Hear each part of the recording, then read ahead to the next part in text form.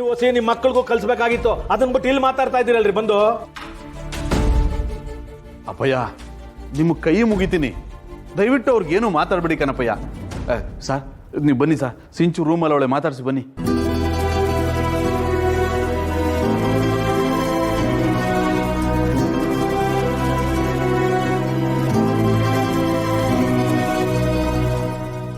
ಲೇ ಮರಿಗೌಡ, ಮನೆ ಹಾಳು ಮಾಡಿದವ್ರನ್ನ ಉಗಿದು ಹೊರಗೆ ಕಳಿಸೋದ್ ಬಿಟ್ಟು ಸಿಂಚನಾಗಿ ಸಮಾಧಾನ ಮಾಡಿ ಅಂತ ಒಳಗ್ ಕಳಿಸ್ತಿದ್ಯಲ್ಲ, ನಿಂಗೇನಾದ್ರೂ ತಲೆ ಕೆಟ್ಟಿದ್ಯೇನೋ?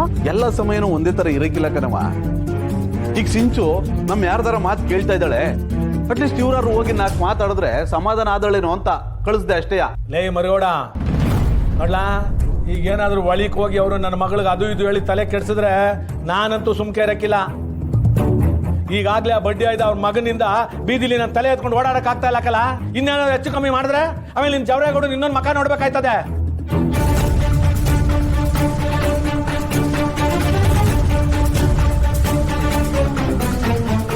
ಓ ಅವ್ವ, ಯಾಕ್ರಿ ಯಾವಾಗ್ಲೂ ಮಾವನ ವಿರುದ್ಧನೇ ಮಾತಾಡ್ತೀರಾ? ಅವ್ರು ಹೇಳೋದೆಲ್ಲ ಕರೆಕ್ಟಾಗಿ ಇದೆ ತಾನೇ.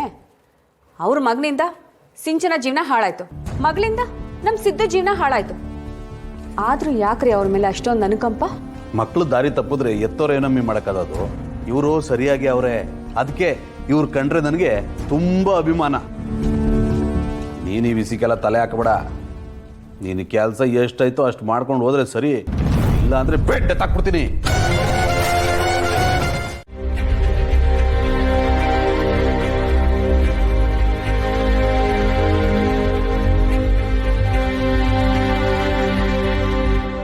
ಹಲೋ ಅದಕ್ಕೆ, ಹೇಗಿದೆಯಾ ಜಾನು? ಚೆನ್ನಾಗಿದ್ದೀನಿ ಅದಕ್ಕೆ. ಯಾಕೋ ಬೇಜಾರಲ್ಲಿ ಇರೋ ಹಾಗಿದೆ, ಏನಾಯ್ತು? ಜಾನು, ಯಾಕೋ ನಮ್ಮನೆ ಹೆಣ್ಮಕ್ಳ ಅದೃಷ್ಟನೇ ಸರಿ ಇಲ್ಲ ಅನ್ಸುತ್ತೆ. ಆವಾಗ ನಿನಗೆ ಮಗು ಆಗುತ್ತೆ ಅಂತ ನಾವೆಲ್ಲ ಇಷ್ಟು ಕಾತರದಿಂದ ಕಾಯ್ತಾ ಇದ್ವಿ. ನೀನು ಮಗುನ ಕಳ್ಕೊಂಡೆ. ಈಗ ಎಷ್ಟೆಲ್ಲ ವರ್ಷಗಳಾದ್ಮೇಲೆ ಸಿಂಚನ ಮಗು ಆಗುತ್ತೆ ಅಂತ ಖುಷಿಯಾಗಿದ್ವಿ. ಅವಳಿಗೂ ಅಬೋರ್ಷನ್ ಆಯ್ತಂತೆ. ಈ ವಿಚಾರ ಕೇಳಿದಾಗಿಂದ ನನಗೆ ಒಂಥರ ಚಡ್ಪಡಿಕೆ ಆಗ್ತಾ ಇದೆ. ಅದಕ್ಕೆ ನಿಮ್ಮ ಜೊತೆ ಮಾತಾಡೋಣ ಅಂತ ಫೋನ್ ಮಾಡಿದೆ. ನಿಜ ಹೇಳಬೇಕಂದ್ರೆ ನನಗೆ ಈ ವಿಷಯ ಆಗಲೇ ಗೊತ್ತಿತ್ತು ಅದಕ್ಕೆ.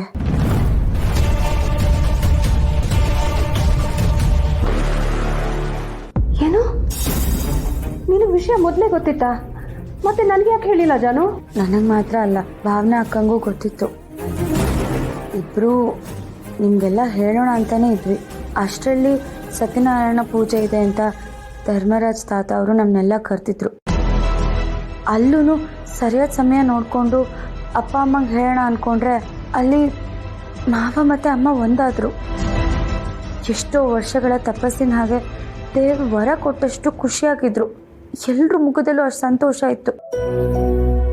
ಆ ಸಮಯದಲ್ಲಿ ಮತ್ತೆ ವಿಚಾರ ಎಲ್ಲ ಹೇಳಿ ನೋವು ಮಾಡಬೇಕು ಅಂತ ಅನಿಸ್ಲಿಲ್ಲ ಅದಕ್ಕೆ. ಅದು ಸರಿ, ನಿಮಗೆ ಯಾರು ಹೇಳಿದ್ದು? ನಿಮ್ಮ ಅಣ್ಣನೇ ಮನೆಗೆ ಬಂದು ಎಲ್ಲರ ಹತ್ರನೂ ವಿಚಾರ ಹೇಳಿದ್ರು. ಆದರೆ ಜಾನು, ಹರೀಶ ಬೇಜವಾಬ್ದಾರಿ ಮನುಷ್ಯ ಅಂತ ನನಗೆ ಗೊತ್ತಿತ್ತು. ಆದರೆ ಸ್ವಂತ ಮಗುವಿನ ವಿಚಾರದಲ್ಲೂ ಇಷ್ಟು ಬೇಜವಾಬ್ದಾರಿಯಿಂದ ನಡ್ಕೋತಾನೆ ಅಂತ ನಾನು ಅಂದ್ಕೊಂಡಿರಲಿಲ್ಲ ನೋಡು. ಅವನಿಗೇನು ಅನಿಸ್ತೋ ಬಿಡುತ್ತೋ, ಆದರೆ ಅವನಿಂದಾಗಿ ಸಿಂಚನ ಅಂತೂ ತುಂಬ ನೋವು ಅನುಭವಿಸ್ತಾ ಇದ್ದಾಳೆ. ಹೌದು ಅದಕ್ಕೆ, ಅಣ್ಣ ಆಗಿ ನಮ್ಮನ್ನೆಲ್ಲ ಚೆನ್ನಾಗಿ ನೋಡ್ಕೊಳ್ತಿದ್ರು ಪರವಾಗಿಲ್ಲ.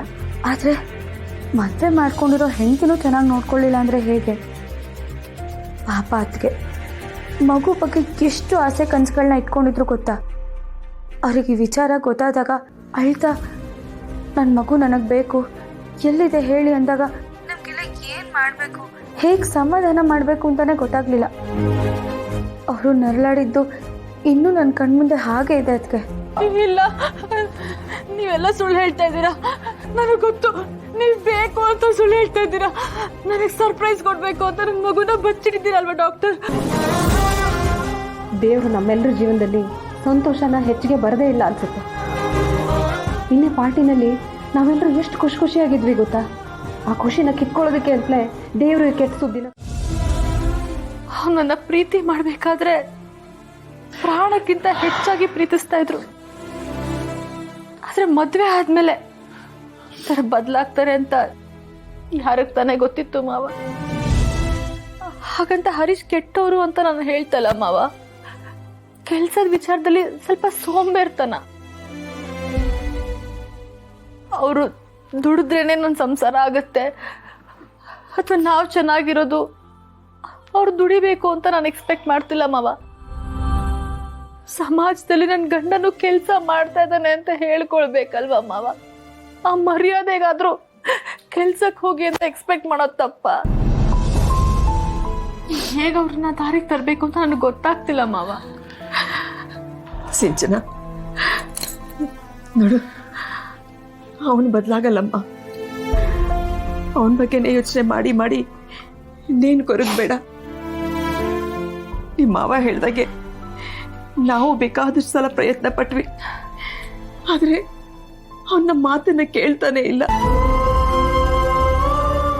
ಹೆತ್ತವರಾಗಿ ಈ ಮಾತನ್ನ ಹೇಳೋದಕ್ಕೆ ನಮಗೆ ಸಂಕಟ ಆಗತ್ತೆ, ಆದ್ರೆ ಪರಿಸ್ಥಿತಿನೇ ಆಗಿದೆಯಲ್ಲಮ್ಮ. ನಾನು ಈ ಥರ ಮಾತಾಡ್ತಾ ಇದ್ದೀನಿ ಅಂತ ದಯವಿಟ್ಟು ಇಬ್ರು ಬೇಜಾರು ಮಾಡ್ಕೊಳ್ಬೇಡಿ. ಇನ್ ಮುಂದೆ ಅವ್ರು ಬದಲಾಗಿಲ್ಲ ಅಂತಂದ್ರೆ ನಾನು ಬೇರೆ ನಿರ್ಧಾರನೇ ತಗೊಳ್ಬೇಕಾಗುತ್ತೆ.